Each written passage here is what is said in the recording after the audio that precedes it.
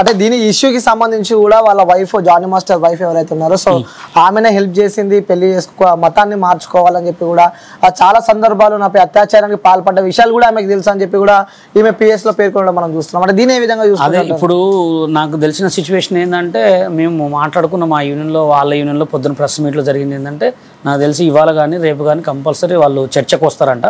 ఆ చర్చలో మరి ఏం చెప్తారు ఏంది అనేది ఆధారాలు ఏంది. అమ్మాయి అయితే ఇక్కడ వరకు ఎప్పుడు ఎక్కడ మాట్లాడలే, అమ్మాయి మాట్లాడలే, జానీ మాస్టర్ మాట్లాడలే, వాళ్ళ భార్య కూడా మాట్లాడలే.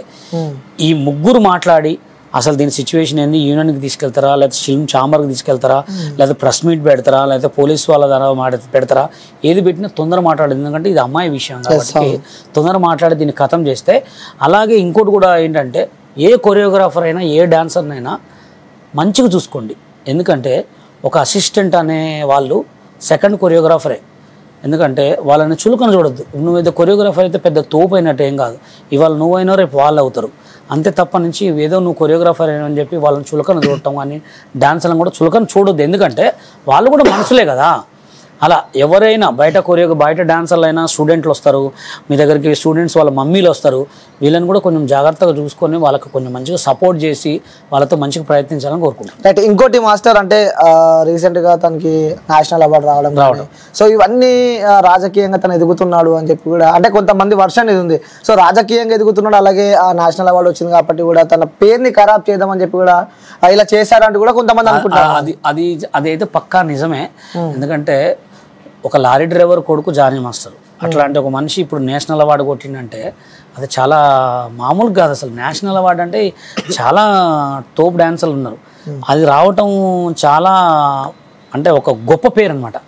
అలాంటి పేరు వచ్చింది అని తొక్కటానికి ప్రయత్నిస్తున్నారా, లేకపోతే వాళ్ళ యూనియన్ వాళ్ళు చేస్తున్నారా, లేకపోతే వేరే పెద్దవాళ్ళు ఏమన్నా హ్యాండ్ చేస్తున్నారా, లేకపోతే ఈయన ఏమన్నా పవన్ కళ్యాణ్కి సపోర్ట్ చేసినందుకు పార్టీ వాళ్ళు చేస్తున్నారు. అంటే ముఖ్యంగా ఇంకోటి కూడా అంటే వైసీపీ వాళ్ళ నుంచి ఎవరు చేస్తున్నారా దీనికి మొత్తానికి కంట్లు బల్లా గుద్దిరేడు దొరకాలంటే జానీ మాస్టర్ బయటికి రావాలి. సో ఇంకోటి తనకు ఎంతో ఇష్టంగా ప్రచారం చేసిన జనసేన పార్టీ నుంచి కూడా తనని నిన్న నైట్ తనని తీసేయడం జరిగింది. ఆయన పార్టీలు ఏమి ఇచ్చారని తీసేసారు. ఆయన పార్టీలు సభ్యత్వం లేనట్టు ఇప్పుడు జానీ మాస్టర్ అంటే ఏ విధంగా చూసుకోవాలి? అసలు ఆయనకి ఏమి ఇచ్చారు?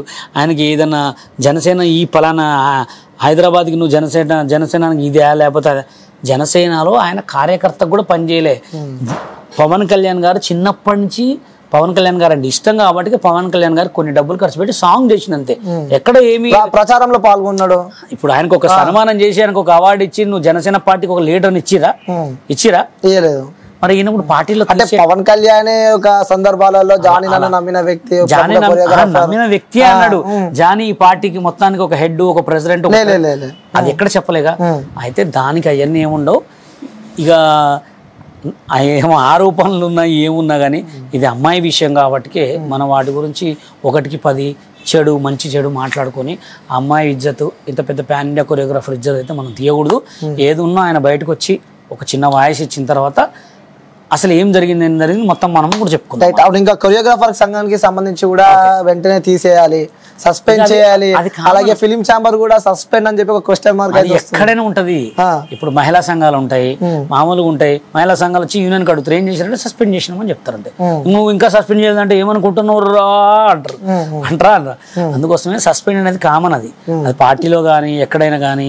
ఇప్పుడు పోలీసు వాళ్ళు డైరెక్ట్ తీసుకోగానే వాడు మర్డర్ చేసి అనుకో డైరెక్ట్ కోర్టు కేసు వేస్తారు. అది కోర్టుకు వేయకుండా దాని కోసును దాన్ని తిప్పిరనుకో వాళ్ళకే తప్పు.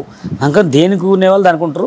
ఇప్పుడు ఈమె కేసు పెట్టింది ఆయన మీద, ఆయన జానీ మాస్టర్ పత్తా లేడు. ఆయన వచ్చి ఒక వీడియో పెడితే కానీ ఈ పోలీసులు మొత్తం అమ్మాయికి మొత్తం సెట్ చేసి నిజమా కాదా అని మొత్తం ఆరాధించి జైలుకు పంపిస్తారు. లేదు ఇది తప్పుడు శిక్ష అనుకో దీన్ని పరిష్కారం చేసేస్తారు.